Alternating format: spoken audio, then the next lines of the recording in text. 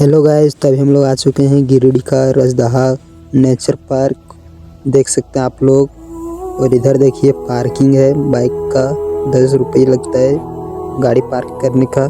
तभी हम लोग जाएंगे रजदहा पार्क।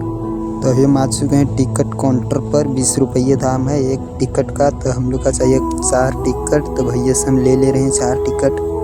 दे दीजिए भैया 4 टिकट। 4 दीजिए 4।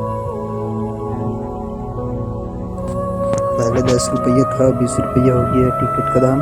तो हम लोग पहुंच चुके हैं पार्क का अंदर। और पहले आपको मिलेगा बिरसा मुंडा का स्टैचू, जो पूरा खूबसूरत तरीके से बनाया गया है।